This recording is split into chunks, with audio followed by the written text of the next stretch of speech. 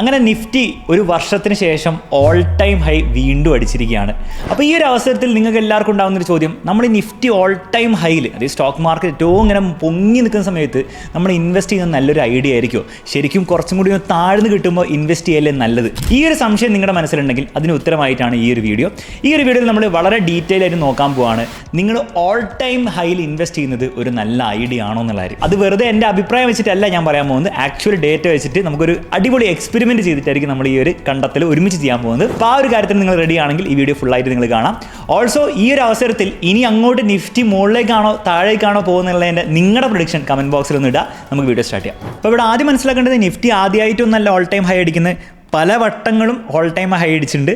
രസകരമായുള്ള കാര്യം, ഗ്രാഫ് നോക്കുമ്പോൾ തന്നെ നമുക്കറിയാം ഓൾ ടൈം ഹൈ അടിച്ചു കഴിഞ്ഞാൽ ചിലപ്പോൾ താഴേക്ക് പോയിട്ടുണ്ട്, പക്ഷെ മിക്ക സമയത്തും ഓൾ ടൈം ഹൈയിൽ നിന്ന് മുകളിലേക്ക് വീണ്ടും ഓൾ ടൈം ഹൈ, വീണ്ടും ഓൾ ടൈം ഹൈ, വീണ്ടും ഓൾ ടൈം, അങ്ങനെ പല ഓൾ ടൈം ഹൈയിലേക്ക് വീണ്ടും പോയിക്കൊണ്ടിരിക്കുകയാണ്. അപ്പോൾ ഒരിക്കലും നമുക്ക് ഇങ്ങനെ വിചാരിക്കാൻ പറ്റില്ല, ഓൾ ടൈം എത്തിക്കഴിഞ്ഞാൽ എപ്പോഴും താഴേക്ക് പോകുന്നു ഉറപ്പിച്ച് പറയാൻ പറ്റില്ല. ചിലപ്പോൾ താഴേക്ക് പോകാറുണ്ട്, ചിലപ്പോൾ മുകളിലേക്ക് തന്നെ പോയിക്കൊണ്ടിരിക്കാറുണ്ട്. അതുകൊണ്ട് നിങ്ങളിപ്പോൾ വിചാരിക്കുകയാണ് ആ ഓൾ ടൈം ഹൈ എത്തിയില്ലേ, ഇനി എന്തായാലും താഴേക്ക് പോയിട്ടേ മുകളിലേക്ക് വരുള്ളൂ എന്ന് നിങ്ങൾ വിചാരിച്ചാൽ ഒരു പക്ഷേ നിങ്ങളൊരു ചാൻസ്, ഇൻവെസ്റ്റ് ചെയ്യാനുള്ള ഒരു ചാൻസ് മിസ്സാവാൻ ചാൻസ് ഉണ്ട്. പക്ഷേ ഈ പറഞ്ഞ കാര്യങ്ങളൊക്കെ നമ്മൾ വെറുതെ ഇങ്ങനെ ചാർട്ട് നോക്കി ഇങ്ങനെ ഊഹിക്കുന്നതാണ്, അത് നമ്മളെ കാര്യമായിട്ട് ഹെൽപ്പ് ചെയ്യില്ല. അപ്പോൾ ഈ പറഞ്ഞ കാര്യങ്ങൾ നമുക്ക് സിസ്റ്റമാറ്റിക്കായിട്ട് ടെസ്റ്റ് ചെയ്യാൻ പറ്റുമോ? അപ്പോൾ ഇത് മനസ്സിലാക്കാൻ വേണ്ടി ഒരു അടിപൊളി എക്സ്പെരിമെൻറ്റ് നമുക്ക് ചെയ്യാം. എക്സ്പെരിമെൻറ്റ് വളരെ സിമ്പിളാണ്. ഇമാജിൻ ചെയ്യാം, 3 ഇൻവെസ്റ്റേഴ്സ് ഉണ്ട്. ഫസ്റ്റ് ഇൻവെസ്റ്റർ ഭയങ്കര ലക്കിയാണ്, രണ്ടാമത്തെ ഇൻവെസ്റ്റർ അത്ര ലക്കിയൊന്നുമല്ല, മീഡിയം പോലെയാണ്, മൂന്നാമത്തെ ഇൻവെസ്റ്ററാണ് ഇതിൽ ഏറ്റവും ഭാഗ്യമില്ലാത്തവൻ. അത് പറയാൻ കാരണം എന്ന് വെച്ചാൽ, ആദ്യത്തെ ഇൻവെസ്റ്റർ ഇൻവെസ്റ്റ് ചെയ്യാൻ പോകുന്നത് എല്ലാ വർഷത്തെയും ആ വർഷത്തെ ഏറ്റവും നിഫ്റ്റിയുടെ ലോവസ്റ്റ് പോയിന്റിലാണ്. രണ്ടാമത്തെ ഇൻവെസ്റ്റർ ആ വർഷത്തെ ഫസ്റ്റ് ട്രേഡിംഗ് ഡേ അഥവാ ജാനുവരി 1 അയാൾ എല്ലാ വർഷവും പൈസ ഇടാൻ പോകുന്നത്. മൂന്നാമത്തെ ഇൻവെസ്റ്ററാണ് ഏറ്റവും ഭാഗ്യം കെട്ടവൻ, കാരണം അയാൾ ആ വർഷത്തെ ഏറ്റവും നിഫ്റ്റിയുടെ ഹയസ്റ്റ് പോയിന്റിലാണ് കൊണ്ടുപോയി പൈസ ഇടാൻ പോകുന്നത്. അപ്പോൾ ഈ ഒരു എക്സ്പെരിമെൻറ്റ് നമുക്ക് 30 വർഷത്തെ കാലഘട്ടത്തേക്ക് ചെയ്തു നോക്കാം. 30 വർഷം നിഫ്റ്റി 500-ൽ 3 പേരും ഇൻവെസ്റ്റ് ചെയ്യാൻ പോവാണ്. 1995 മുതൽ 2025 ഓഗസ്റ്റ് വരെ എല്ലാ വർഷവും ഓരോ ആൾക്കാരും 1 ലക്ഷം രൂപ ഇതാണ് ഇടാൻ പോകുന്നത്. അങ്ങനെ 30 വർഷം 30 ലക്ഷം രൂപ ഓരോ ആൾക്കാരും ഇതുപോലെ ഇട്ടു. ഈ ഒരു എക്സ്പെരിമെൻറ്റിൽ ആരായിരിക്കും ജയിച്ചതെന്നുള്ള കാര്യം നിങ്ങൾക്ക് കമൻറ്റ് ബോക്സിൽ കമൻറ്റ് ചെയ്യാൻ പറ്റും. ഈ ലക്കിയാണോ, അല്ലെങ്കിൽ റെഗുലർ ഇൻവെസ്റ്റർ ആണോ, അല്ലെങ്കിൽ അൺലക്കി ഇൻവെസ്റ്റർ ആയിരിക്കും? ഒന്ന് കമൻറ്റ് ബോക്സിൽ കമൻറ്റ് ചെയ്യാം. അപ്പോൾ ഇതിന് ഉത്തരം വളരെ ഒബ്വിയസ് ആണ്. ലക്കി ഇൻവെസ്റ്റർ, അതായത് ഏറ്റവും ആ ഒരു വർഷത്തിലെ ബോട്ടത്തിൽ കൊണ്ട് 1 ലക്ഷം രൂപ ഇട്ട ആൾ തന്നെയാണ് ജയിച്ചത്. 30 വർഷം കഴിഞ്ഞപ്പം അയാളുടെ പൈസ 6.4 കോടിയിലേക്ക് കൂടി. റെഗുലർ ഇൻവെസ്റ്ററാണ് സെക്കൻഡ്, 5.2 കോടിയാണ് അയാൾക്ക് ടോട്ടൽ കിട്ടിയ പൈസ. ആൻഡ് ലാസ്റ്റ് വന്നിരിക്കുന്നത് നമ്മുടെ അൺലക്കി ഇൻവെസ്റ്ററാണ്, നിഫ്റ്റി ഏറ്റവും ഹൈ ആയിരുന്നപ്പോൾ വാങ്ങിച്ച ആൾ. 4 കോടി രൂപയാണ് അയാൾ ഉണ്ടാക്കിയത്. അപ്പോൾ അതിൻ്റെ അർത്ഥം നമുക്ക് ഏറ്റവും ലോയിൽ വാങ്ങുന്നതല്ലേ നല്ലത്, കാരണം ഹൈയിൽ വാങ്ങിയ ആൾ പൈസ കുറവല്ല ഉണ്ടാക്കിയത്. ഇപ്പോൾ ഇവിടെ രസകരമായുള്ള കാര്യം 2 കാര്യങ്ങളാണ്. ഒന്ന്, ഈ പൈസയിൽ തമ്മിലുള്ള difference it's not very large. കാരണം നമ്മൾ ഈ 30 വർഷം നോക്കുകയാണെങ്കിൽ എല്ലാവരും 30 ലക്ഷം രൂപയാണ് ഇൻവെസ്റ്റ് ചെയ്തത് എന്ന് മാത്രമല്ല, എല്ലാവരും കാര്യമായിട്ടുള്ള പൈസ ഉണ്ടാക്കിയിട്ടുണ്ട്. നമ്മൾ ഇൻഫ്ലേഷൻ നോക്കിയാൽ പോലും അതിനേക്കാളും ഗംഭീര പൈസയാണ് 3 പേരും ഉണ്ടാക്കിയിരിക്കുന്നത്, 3 ഇൻവെസ്റ്റേഴ്സ് ഉണ്ടാക്കിയിരിക്കുന്നത്. എന്ന് മാത്രമല്ല, ഏറ്റവും ലക്കിയസ്റ്റ് ആയിട്ടുള്ള ഇൻവെസ്റ്ററും ഏറ്റവും അൺലക്കിയസ്റ്റ് ആയിട്ടുള്ള ഇൻവെസ്റ്ററിനെക്കാളും ഡബിൾ പൈസയോ ട്രിപ്പിൾ പൈസയോ 10 ഇരട്ടി പൈസയോ ഒന്നും ഉണ്ടാക്കിയിട്ടൊന്നുമില്ല. ഒരു ഓൾമോസ്റ്റ് ഒരു 1.5 ടൈംസ് കൂടുതൽ പൈസ മാത്രമേ എക്സ്ട്രാ ഉണ്ടാക്കിയിട്ടുള്ളൂ. അതല്ലാതെ ഗംഭീരമായിട്ടുള്ള എന്തോ നേട്ടം അയാൾക്ക് ഉണ്ടാക്കാൻ പറ്റിയിട്ടില്ല. എന്ന് മാത്രമല്ല, മറ്റൊരു കാര്യം നമ്മളോട് ശ്രദ്ധിക്കേണ്ടത്, ഒരിക്കലും നമുക്ക് എന്താണ് ഈ 6.5 crore പ്രാക്ടിക്കൽ ആയിരിക്കില്ല. കാരണം ഇത് ഏറ്റവും ഐഡിയൽ സിറ്റുവേഷനാണ്. ഓരോ വർഷത്തെയും ഏറ്റവും ലോവസ്റ്റ് പോയിന്റ് കണ്ടെത്തി അതിൽ മാത്രം കൊണ്ടുപോയി പൈസ ഇടാൻ പറ്റുന്ന ഒരു കഴിവുള്ള ആരും നമ്മുടെ ലോകത്ത് ജനിച്ചിട്ടുണ്ടാവില്ല. അപ്പോൾ നമ്മൾ മനസ്സിലാക്കേണ്ടതാണ്, ഏറ്റവും ഐഡിയൽ, ഒരിക്കലും പോസിബിൾ അല്ലാത്ത, റിയലിസ്റ്റിക് അല്ലാത്ത സിനാരിയോയിൽ പോലും ഏറ്റവും വേസ്റ്റ് സിനാരിയോനെക്കാളും ഭയങ്കര ബെനിഫിറ്റ് ഒന്നുമില്ല. ഏറ്റവും വേസ്റ്റ് സിനാരിയോയിൽ പോലും ആക്ച്വലി ആൾ വെൽത്ത് ഉണ്ടാക്കിയിട്ടുണ്ടാവും, നല്ല പൈസ ഉണ്ടാക്കിയിട്ടുണ്ടാവും. അപ്പോൾ ഇവിടെ ടോട്ടൽ പൈസ എത്ര ഉണ്ടാക്കി നമ്മൾ മനസ്സിലായി, എത്ര റിട്ടേൺസ് പെർസെൻറ്റേജ് ടേംസിൽ ഉണ്ടാക്കി എന്നുള്ള കാര്യം നമുക്ക് നോക്കാം. അപ്പോൾ നമ്മൾ 3 പേരുടെയും കമ്പാരിസൺ ചെയ്ത് കഴിഞ്ഞാൽ ഏറ്റവും ലക്കിയസ്റ്റ് ആയിട്ടുള്ള ഇൻവെസ്റ്റർ ഓരോ വർഷവും 15.71 XIRR പെർസെൻറ്റേജ് റിട്ടേൺസ് ഉണ്ടാക്കിയിരിക്കുന്നത്. അപ്പോൾ ഓരോ വർഷം ഒരു 15.7% ഇങ്ങനെ കൂടിക്കൊണ്ടിരിക്കുകയാണ് അയാളുടെ പൈസ. ഇവിടെ നമ്മൾ ഉപയോഗിച്ചിരിക്കുന്നത് CAGR അല്ല, XIRR ആണ്. കാരണം ഇവിടെ ഓരോ വർഷമാണ് പൈസ ഇട്ടുകൊണ്ടിരിക്കുന്നത്. അപ്പോൾ ഓരോ വർഷം നമ്മൾ പൈസ ഇട്ടുകൊണ്ടിരിക്കുമ്പോൾ CAGR അല്ല ഉപയോഗിക്കേണ്ടത്, XIRR ആണ് ഉപയോഗിക്കേണ്ടത്. അപ്പോൾ അതിനെപ്പറ്റി നിങ്ങൾക്ക് അറിയാൻ താല്പര്യം ഉണ്ടെങ്കിൽ നിങ്ങൾക്ക് XIRR എന്ന് കമന്റ് ബോക്സിൽ കമന്റ് ചെയ്യാം. നമുക്കൊരു വീഡിയോ ചെയ്യാവുന്നതാണ്. എന്താണ് XIRR, എന്താണ് CAGR, എന്താണ് ഈ പെർസെൻറ്റേജ് ചേഞ്ച് എന്നുള്ള കാര്യങ്ങളൊക്കെ. ഇതൊന്നും നോക്കാതെ റെഗുലർ ആയിട്ട് എല്ലാ വർഷവും ആ വർഷത്തിന് സ്റ്റാർട്ടിങ് തന്നെ കൊണ്ട് പൈസ ഇടുന്ന ആൾ ഉണ്ടാക്കിയിരിക്കുന്നത് 14.74% ആണ്. അതായത് ഇവർ തമ്മിൽ കാര്യമായൊരു ഡിഫറൻസ് ഒന്നുമില്ല. അതായത് ഓൾമോസ്റ്റ് ഒരു 1% ഡിഫറൻസേ ഇയാൾ കൂടുതൽ ഉണ്ടാക്കിയിട്ടുള്ളൂ. എന്ന് മാത്രമല്ല, ഇതൊരു റിയലിസ്റ്റിക് സിനാരിയോ അല്ല എന്നുള്ള കാര്യം നിങ്ങൾ മനസ്സിലാക്കണം. ഒരിക്കലും നമുക്ക് അങ്ങനെ ബോട്ടം കണ്ടുപിടിച്ചിട്ട് ഇൻവെസ്റ്റ് ചെയ്യാൻ പറ്റില്ല. പക്ഷെ എങ്കിൽ പോലും 1% നഷ്ടപ്പെടുന്നുള്ളൂ. ഏറ്റവും അൺലക്കി ആയിട്ടുള്ള ഇൻവെസ്റ്റർ, ആ വർഷത്തെ ഏറ്റവും ടോപ്പിൽ കൊണ്ടുപോയി മുഴുവൻ പൈസ ഇട്ട അയാൾ പോലും 13.50% XIRR റിട്ടേൺസ് ആണ് ഉണ്ടാക്കിയിരിക്കുന്നത്. അതായത് നിങ്ങൾ ബാങ്ക് FDയിൽ കൊണ്ടിട്ട് കഴിഞ്ഞാൽ 7% 6% കിട്ടുന്ന സാഹചര്യത്തിൽ, ഇൻഫ്ലേഷൻ ഒരു 6 to 7% ആയുള്ള സാഹചര്യത്തിൽ ഇയാൾ ക്ലിയർലി ഇൻഫ്ലേഷനെ ബീറ്റ് ചെയ്ത് 13.5% ഉണ്ടാക്കി. എന്ന് മാത്രമല്ല, ഇയാളെക്കാട്ടിലും വളരെ കൂടുതൽ 5-6% റിട്ടേൺസ് ഒന്നല്ല എക്സ്ട്രാ ലക്കി ഇൻവെസ്റ്റ് ഉണ്ടാക്കിയത്. ഇവർ തമ്മിലുള്ള ഗ്യാപ്പ് നോക്കുകയാണെങ്കിൽ ഒരു 2% ഒക്കെ വരും max to max. Hello everyone, അപ്പോൾ നിങ്ങൾക്ക് മ്യൂച്വൽ ഫണ്ടിൽ ഇൻവെസ്റ്റ് ചെയ്യാൻ ആഗ്രഹമുണ്ട്. എന്നാൽ എങ്ങനെയാണ് മ്യൂച്വൽ ഫണ്ട് പിക്ക് ചെയ്യേണ്ടത്, ഏത് ഫണ്ട്സാണ് നിങ്ങൾക്ക് ഏറ്റവും നന്നാവുക എന്നുള്ള കാര്യം നിങ്ങൾക്ക് കൃത്യമായിട്ട് അറിയില്ലെങ്കിൽ, ഈ കാര്യം വളരെ സിമ്പിളായിട്ട് മനസ്സിലാക്കാൻ വേണ്ടിയിട്ട് നമ്മളൊരു കോഴ്സ് ലോഞ്ച് ചെയ്തിട്ടുണ്ട്. കോഴ്സിൻ്റെ പേര് മ്യൂച്വൽ ഫണ്ട് മെയ്ഡ് ഈസി എന്നാണ്. ഈ ഒരു കോഴ്സിൽ ഏറ്റവും ബിഗിനർ ലെവലിൽ നിന്ന് സ്റ്റാർട്ട് ചെയ്ത് എന്താണ് മ്യൂച്വൽ ഫണ്ട് എന്നും എങ്ങനെയാണ് നല്ലൊരു മ്യൂച്വൽ ഫണ്ട് പിക്ക് ചെയ്യേണ്ടതെന്നും, മാത്രമല്ല ഈ മ്യൂച്വൽ ഫണ്ട്സ് ലോങ് ടേമിൽ നിങ്ങൾക്ക് വെൽത്ത് ഉണ്ടാക്കാൻ വേണ്ടി എങ്ങനെ യൂസ് ചെയ്യണം എന്നുള്ള കാര്യം വളരെ ഡീറ്റെയിൽ ആയിട്ട് നമ്മൾ കവർ ചെയ്യുന്നുണ്ട്. ഈ ഒരു കോഴ്സിലൂടെ മ്യൂച്വൽ ഫണ്ട്സ് ശരിക്കും മനസ്സിലാക്കുകയും അതുവഴി അതിന്റെ മാക്സിമം ബെനിഫിറ്റ് നിങ്ങൾക്ക് ലൈഫിൽ കിട്ടണമെങ്കിൽ തീർച്ചയായും നമ്മുടെ കോഴ്സിൽ ജോയിൻ ചെയ്യുക. ലിങ്ക് ഡിസ്ക്രിപ്ഷനിൽ കൊടുത്തിട്ടുണ്ട്. അപ്പോൾ ഈ ഒരു എക്സ്പെരിമെന്റിൽ നിന്ന് നമുക്ക് എന്താ മനസ്സിലാക്കാനുള്ളത്? ടൈമിംഗ് വർക്ക് ചെയ്യുമോ? തീർച്ചയായും ടൈമിംഗ് വർക്ക് ചെയ്യും. നിങ്ങൾക്ക് ഓരോ വർഷത്തെയും മാർക്കറ്റിന്റെ ലോവസ്റ്റ് പോയിന്റ് കണ്ടുപിടിച്ചിട്ട് അതിൽ കൊണ്ട് പൈസ നിങ്ങൾക്ക് റെഗുലർ ആയിട്ട് എല്ലാ വർഷവും പ്രഡിക്റ്റ് ചെയ്ത് ഇൻവെസ്റ്റ് ചെയ്യാൻ പറ്റുമെങ്കിൽ നിങ്ങൾ കൂടുതൽ റിട്ടേൺസ് ഉണ്ടാക്കും. അതിലൊരു സംശയമില്ല. Yes, it works. പക്ഷേ ചെറിയൊരു പ്രശ്നമുണ്ട്.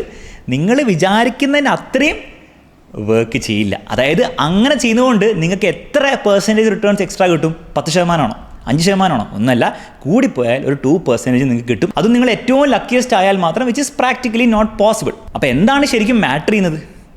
എത്രത്തോളം നേരത്തെ നിങ്ങൾക്ക് സ്റ്റാർട്ട് ചെയ്യാൻ പറ്റും, എത്രത്തോളം നേരത്തെ സ്റ്റാർട്ട് ചെയ്യുക. കാരണം നിങ്ങൾ എത്രത്തോളം നേരത്തെ സ്റ്റാർട്ട് ചെയ്യുന്നോ, നിങ്ങൾ എങ്ങനെ നോക്കിയാലും ഏറ്റവും അൺലക്കിയസ്റ്റ് ആയിട്ടുള്ള ഇൻവെസ്റ്ററായി മാറിയാലും നിങ്ങൾ 4 കോടി രൂപ ഉണ്ടാക്കിയിട്ടുണ്ടാവും, 30 ലക്ഷം രൂപ ഇൻവെസ്റ്റ് ചെയ്തിട്ട്. അപ്പോൾ ഇവിടെ ഒബ്വിയസ്ലി ഇൻഫ്ലേഷൻ്റെ എഫക്റ്റും കാര്യങ്ങളൊക്കെ ഉണ്ട്. അതായത് പണ്ടത്തെ കാലത്തെ 4 കോടി അല്ല, ഇന്നത്തെ 4 കോടി, അതൊക്കെ നമുക്ക് പറയാം. പക്ഷേ എങ്കിലും നിങ്ങൾ നോക്കുകയാണെങ്കിൽ റിട്ടേൺസ് നോക്കുകയാണെങ്കിൽ 13.5% is very much greater than inflation. ഇൻഫ്ലേഷൻ്റെ ഓൾമോസ്റ്റ് ഡബിളിലും കൂടുതൽ പൈസയാണ്. അപ്പോൾ ഇൻഫ്ലേഷൻ നിങ്ങൾ അക്കൗണ്ട് ചെയ്താൽ പോലും നിങ്ങൾ ഏറ്റവും അൺലക്കിയസ്റ്റ് ഇൻവെസ്റ്റർ ആണെങ്കിൽ നിങ്ങൾ പൈസ ഉണ്ടാക്കിയിട്ടുണ്ടാവും. പക്ഷേ കണ്ടീഷൻ എന്ന് വെച്ചാൽ നിങ്ങൾ നേരത്തെ ഇൻവെസ്റ്റ് ചെയ്തിരിക്കണം. രണ്ടാമത്തെ കാര്യമായിട്ട് നമുക്ക് മനസ്സിലാക്കാനുള്ളത് റെഗുലർ ഇൻവെസ്റ്റിംഗ് അഥവാ SIP ഭയങ്കര അധികം ഹെൽപ്പ് ചെയ്യും. കാരണം ഏറ്റവും ലോവസ്റ്റ് നമുക്ക് ഒരിക്കലും കണ്ടുപിടിക്കാൻ പറ്റില്ല. കാരണം ഏറ്റവും ലോവസ്റ്റ് പോയിന്റ് ഒരു വർഷത്തെ കണ്ടുപിടിച്ചിട്ട് ഇൻവെസ്റ്റ് ചെയ്യാൻ നമുക്ക് പ്രാക്ടിക്കലി പറ്റാവുന്ന കാര്യമല്ല. ഏറ്റവും ഹയസ്റ്റിൽ കൊണ്ടുപോയിട്ട് പൈസ കൂടുതൽ ഭയങ്കര ഇടുന്നതിലും വലിയ പോയിന്റ് ഉണ്ടാവില്ല. നേരെ മറിച്ച് റെഗുലർ ആയിട്ടുള്ള SIPയിൽ നിങ്ങൾ പോയി കഴിഞ്ഞാൽ നിങ്ങൾ ആ ഒരു മീഡിയൻ റിട്ടേൺസ്, ഇടയിലുള്ള റിട്ടേൺസ് ഈസി ആയിട്ട് നിങ്ങൾക്ക് കിട്ടും. ആ മീഡിയൻ റിട്ടേൺസ് എന്ന് പറഞ്ഞാൽ വളരെ കുറവുള്ള റിട്ടേൺസ് അല്ല. നമ്മുടെ ഡേറ്റയിൽ നമ്മൾ കണ്ടു ഓൾമോസ്റ്റ് 14.5% റിട്ടേൺസ് ആണ് അയാൾ ഓരോ വർഷവും CAGR അഥവാ XIR റിട്ടേൺസ് ഉണ്ടാക്കിയിട്ടുണ്ടാവും. അപ്പോൾ അത് പ്രകാരം നമ്മൾ ചിന്തിക്കുകയാണെങ്കിൽ നിങ്ങൾ മാർക്കറ്റ് ഹൈ ആണോ മാർക്കറ്റ് ലോ ആണോ എന്ന് കുറേ ചിന്തിക്കേണ്ട ആവശ്യമില്ല. നിങ്ങൾക്ക് ഓൾറെഡി ഉള്ള SIP നിങ്ങൾ കൃത്യമായിട്ട് കണ്ടിന്യൂ ചെയ്തുകൊണ്ടിരിക്കുക. അത് ഒബ്വിയസ്ലി എന്ത് ചെയ്യണം, ഒരു വർഷത്തെ ടാർഗറ്റോ അല്ല 2 വർഷത്തെ ടാർഗറ്റ് വെച്ചാണ് നിങ്ങൾ ചെയ്യുന്നതെങ്കിൽ നിങ്ങൾ ചിലപ്പോൾ ഡിസപ്പോയിൻറ്റഡ് ആവാനുള്ള ചാൻസ് ഉണ്ട്.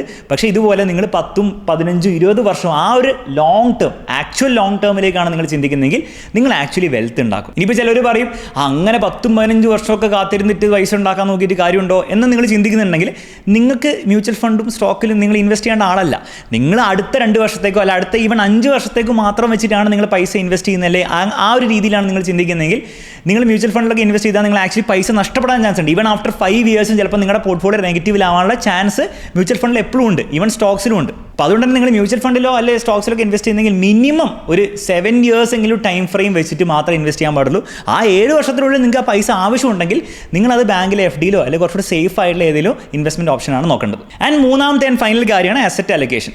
അപ്പോൾ ഒരിക്കലും ഒരു ആൾ പ്രാക്ടിക്കലി അയാളുടെ കംപ്ലീറ്റ് പൈസ കൊണ്ടുപോയിട്ട് ഇക്വിറ്റി മ്യൂച്വൽ ഫണ്ട്സ് എന്ന് പറഞ്ഞാൽ സ്റ്റോക്സിൽ ഇൻവെസ്റ്റ് ചെയ്യുന്ന മ്യൂച്വൽ ഫണ്ട്സിലോ അല്ലെങ്കിൽ സ്റ്റോക്സിലോ കൊണ്ട് ഇടാൻ പോകുന്നില്ല. അങ്ങനെ ഇടാൻ പാടില്ല. അയാൾ എപ്പോഴും ഒരു അസറ്റ് അലൊക്കേഷൻ ഫോളോ ചെയ്തിട്ടാണ് ചെയ്യേണ്ടത്. അതായത് അയാളുടെ കയ്യിൽ കുറച്ചൊരു ശതമാനം പൈസ ഇതുപോലെ സ്റ്റോക്സിൽ അഥവാ മ്യൂച്വൽ ഫണ്ട്സിലായിരിക്കും, ബാക്കി കുറച്ച് FDയിൽ സേഫ് ആയിട്ട് കിടപ്പുണ്ടാവും, കുറച്ച് ഗോൾഡിൽ കിടപ്പുണ്ടാവും, റിയൽ എസ്റ്റേറ്റ് ഉണ്ട് അതിലുണ്ടാവും. അങ്ങനെ ഒരു അസറ്റ് അലൊക്കേഷൻ മോഡൽ നിങ്ങൾ ഫോളോ ചെയ്താൽ നിങ്ങൾക്ക് ഓവർ ടെൻഷൻ ഉണ്ടാവില്ല. എന്ന് മാത്രമല്ല നിങ്ങൾക്ക് കാര്യങ്ങൾ ചിന്തിക്കാൻ വളരെ എളുപ്പമായിരിക്കും. ഓക്കെ, ഇത്ര ശതമാനം പൈസ എൻ്റെ ഇക്വിറ്റി മ്യൂച്വൽ ഫണ്ട്സിനാണുള്ളത്, അത് ഞാൻ 7 വർഷത്തേക്ക് നോക്കാൻ പോകുന്നില്ല, അതിങ്ങനെ ഗ്രോ ചെയ്തോട്ടെ, ഞാൻ SIP കണ്ടിന്യൂ ചെയ്യാൻ പോവാണ്. എന്നാൽ എനിക്ക് എൻ്റെ FDയിൽ പൈസ ഉണ്ട്, ആ പൈസ എനിക്ക് 3 വർഷം കഴിയുമ്പോൾ ഒരു ആവശ്യത്തിന് വേണ്ടി ആവശ്യമാണ്, അപ്പോൾ അത് എനിക്ക് സേഫ് ആയിട്ട് വേണം, അപ്പോൾ ഞാൻ കൃത്യമായിട്ട് FDയിൽ ഇട്ടിരിക്കുകയാണ്, അതെനിക്ക് നഷ്ടപ്പെടാൻ പോകുന്നില്ല. അപ്പോൾ നമ്മുടെ തിങ്കിങ് വളരെ ക്ലിയർ ആയിരിക്കും. അപ്പോൾ ഇങ്ങനെ തിങ്കിങ് നിങ്ങൾ ക്ലിയർ ആണെങ്കിൽ നാളെ മാർക്കറ്റിൽ ഒരു ക്രാഷ് വന്നാലും, കോവിഡ് ക്രാഷ് വന്ന സമയത്ത് അല്ലെങ്കിൽ 2008 ഫിനാൻഷ്യൽ ക്രൈസിസ് വന്ന സമയത്ത് മാർക്കറ്റ് ഒരു 30%, 40% ഒക്കെ കുറച്ച് മാസങ്ങൾ കൊണ്ട് ഫോളോ ചെയ്യുമ്പോൾ നിങ്ങൾ കുറേ പേടിക്കില്ല, നിങ്ങൾ ആ പൈസ ആക്ച്വലി വിഡ്രോ ചെയ്യില്ല. കാരണം എന്താണ്, നിങ്ങൾക്ക് വേറെ സേഫ് ആയിട്ട് സ്ഥലങ്ങളിൽ പൈസയുണ്ട്, നിങ്ങൾ പാനിക് ചെയ്യേണ്ട ആവശ്യമില്ല. നേരെ മറിച്ച് ഇങ്ങനത്തെ അസറ്റ് അലിഗേഷൻ ഒന്നും ഫോളോ ചെയ്യാത്ത ആളാണെങ്കിൽ ഒബ്വിയസ്ലി കൂടുതൽ റിട്ടേൺസ് ചിലപ്പോൾ നിങ്ങൾ 10-30 വർഷത്തിൽ ഉണ്ടാക്കുമായിരിക്കും. കാരണം നിങ്ങളുടെ പൈസ നല്ലൊരു ശതമാനം ഇക്വിറ്റിയിൽ അഥവാ സ്റ്റോക്ക് മാർക്കറ്റിലൊക്കെ ആയിരിക്കും. പക്ഷെ പ്രശ്നം പ്രാക്ടിക്കലി എന്താണെന്ന് വെച്ച് കഴിഞ്ഞാൽ നാളെ ഒരു ക്രാഷ് വന്നു കഴിഞ്ഞാൽ എന്തായാലും അടുത്തൊരു 5-7 വർഷത്തിൽ ഒരു ക്രാഷ് വരാൻ ചാൻസ് ഉണ്ട്, ഒരു 30-40% ഫോൾ വരാൻ ചാൻസ് ഉണ്ട്. അങ്ങനെ വന്നു കഴിയുമ്പോൾ പ്രാക്ടിക്കലി ഉള്ള പ്രശ്നം എന്ന് വെച്ചാൽ നിങ്ങളുടെ പൈസ മേ ബി ഒരു 10 ലക്ഷത്തിൽ നിന്ന് ഒരു 6 ലക്ഷത്തിലേക്കോ 5 ലക്ഷത്തിലേക്കോ 2-3 മാസത്തിൽ കുറഞ്ഞു കഴിഞ്ഞാൽ നമ്മൾ പാനിക് അടിക്കാൻ ചാൻസ് ഉണ്ട്. പാനിക് അടിച്ച് ആ മുഴുവൻ പൈസ ഏറ്റവും മോശം സമയത്ത്, നമ്മൾ കൂടുതൽ പൈസ ഇൻവെസ്റ്റ് ചെയ്യേണ്ട സമയത്ത് നമ്മൾ എടുക്കാനും ചാൻസ് ഉണ്ട്. അതാണ് പ്രാക്ടിക്കലി ഒരു ബിഹേവിയറൽ പ്രശ്നം. അത് അവോയ്ഡ് ചെയ്യാനും കൂടെ ഈ അസറ്റ് അലൊക്കേഷൻ നമുക്ക് വളരെ യൂസ്ഫുൾ ആയിരിക്കും. അപ്പോൾ ഈ അസറ്റ് അലൊക്കേഷൻ തീർച്ചയായും ചെയ്യണം. ഇതെന്താണെന്ന് നിങ്ങൾക്ക് അറിയില്ലെങ്കിൽ ഈ ഒരു വീഡിയോയിൽ ഞാൻ എക്സ്പ്ലെയിൻ ചെയ്യുന്നുണ്ട്, അത് നിങ്ങൾക്ക് കണ്ട് മനസ്സിലാക്കാവുന്നതാണ്. അപ്പോൾ ഒരു ലോങ് ടേം ഇൻവെസ്റ്ററിനെ സംബന്ധിച്ചിടത്തോളം ഈ 3 കാര്യങ്ങളെ നിങ്ങൾ ശ്രദ്ധിക്കേണ്ട ആവശ്യമുള്ളൂ. ഈ 3 കാര്യങ്ങൾ ഇൻഫാക്ട് നിങ്ങളുടെ കൺട്രോളിലുള്ള കാര്യങ്ങളുള്ളൂ. എത്ര പൈസ എന്ന് നിങ്ങൾ ഇൻവെസ്റ്റ് ചെയ്യാൻ തുടങ്ങും, എത്ര പൈസ നിങ്ങൾ ഇട്ടുകൊണ്ടിരിക്കും, ആ പൈസ എത്രത്തോളം നമുക്ക് SIP വഴി കൂട്ടാൻ പറ്റും. ആൻഡ് മൂന്നാമത്തെ കാര്യം അസറ്റ് അലൊക്കേഷൻ. അതല്ലാതെ ലിഫ്റ്റ് ലോയിലാകുമ്പോൾ ഇൻവെസ്റ്റ് ചെയ്യാനോ അല്ലെങ്കിൽ ലിഫ്റ്റ് ഹൈയിലാകുമ്പോൾ ഇൻവെസ്റ്റ് ചെയ്യാനോ ഒന്നും നമുക്ക് പ്രാക്ടിക്കലി പറ്റുന്ന കാര്യമല്ല. കാരണം ഇന്ന് നിഫ്റ്റി ഒരു ഓൾ ടൈം ഹൈ അടിച്ചു, പക്ഷേ ഇനിയും വേണമെങ്കിൽ ഓൾ ടൈം ഹൈ അടിച്ചുകൊണ്ടിരിക്കുക ഇതേ വർഷം തന്നെ. അതൊന്നും നമുക്ക് പ്രഡിക്റ്റ് ചെയ്യാൻ പറ്റുന്ന കാര്യമല്ല. എന്ന് മാത്രമല്ല നമ്മൾ അതിൻ്റെ പുറകെ പോകേണ്ട ആവശ്യമില്ല എന്നുള്ള കാര്യമാണ് ഈ ഒരു വീഡിയോൻ്റെ ബേസിക് മെസ്സേജ്. പണ്ട് ആരോ പറഞ്ഞ പോലെ timing the market is not important, time in the market is what counts. അപ്പോൾ ടൈം ഇൻ ദ മാർക്കറ്റ് കൂട്ടാൻ വേണ്ടിയിട്ടും പൈസ ഇൻ ദ മാർക്കറ്റ് കൂട്ടാൻ വേണ്ടിയിട്ടും നിങ്ങൾ ശ്രദ്ധിക്കുക. അങ്ങനെ നിങ്ങൾ ലോങ് ടേമിൽ ചെയ്താൽ നിങ്ങൾ ആക്ച്വൽ വെൽത്ത് ബിൽഡ് ചെയ്യും. അതാണ് ഈ വീഡിയോൻ്റെ ഫൈനൽ മെസ്സേജ്. ഈ ഒരു വീഡിയോൻ്റെ കറക്റ്റ് ആയിട്ടുള്ള മെസ്സേജ് നിങ്ങൾക്ക് മനസ്സിലായി വിചാരിക്കുന്നു. അത് മനസ്സിലായെങ്കിൽ കമന്റ് ബോക്സിൽ തീർച്ചയായിട്ടും അറിയിക്കുക, നിങ്ങളുടെ അഭിപ്രായങ്ങൾ അറിയിക്കുക. ഇതുകൂടാതെ നിങ്ങൾക്ക് മ്യൂച്വൽ ഫണ്ട്സ് ഒക്കെ പ്രോപ്പറായിട്ട് പഠിക്കണമെങ്കിൽ ഏതാണ് നല്ല മ്യൂച്വൽ ഫണ്ട്സ്, അത് ലോങ് ടേം ഗോൾസിന് വേണ്ടി എങ്ങനെ നിങ്ങൾക്ക് ഒപ്റ്റിമൈസ് ചെയ്യാം, എങ്ങനെയാണ് ഈ നല്ല മ്യൂച്വൽ ഫണ്ട്സ് കണ്ടെത്തേണ്ടത്, ഈ ബിഹേവിയർ ആയിട്ടുള്ള ഞാൻ പറഞ്ഞ കുറച്ച് മിസ്റ്റേക്സ് ഇല്ല അതൊക്കെ എങ്ങനെ നമുക്ക് അവോയ്ഡ് ചെയ്യാം, വേറെ എന്തൊക്കെ ബിഹേവിയറൽ മിസ്റ്റേക്സ് ഉണ്ട്, എല്ലാ കാര്യങ്ങളും നമ്മുടെ മ്യൂച്വൽ ഫണ്ട് കോഴ്സിൽ നമ്മൾ കവർ ചെയ്തിട്ടുണ്ട്. അപ്പോൾ നിങ്ങൾക്ക് ആ ഒരു കോഴ്സും കൂടി ഉപയോഗിച്ച് പ്രോപ്പറായിട്ട് കാര്യങ്ങൾ പഠിക്കണമെങ്കിൽ നിങ്ങൾക്ക് ഉപയോഗിക്കാവുന്നതാണ്. ഇവിടെ കൂപ്പൺ കോഡും കാര്യങ്ങളും കൊടുത്തിട്ടുണ്ട്, അതിൽ ജോയിൻ ചെയ്താൽ നമുക്ക് ആ കോഴ്സിൻ്റെ ഉള്ളിലും കാണാവുന്നതാണ്. ഇതുപോലത്തെ വീഡിയോസ് ഇനിയും വേണമെങ്കിൽ ഈ ചാനൽ സബ്സ്ക്രൈബ് ചെയ്യാൻ മറക്കരുത്. മറ്റൊരു വീഡിയോയിൽ കാണുന്നവരെ bye bye and take care.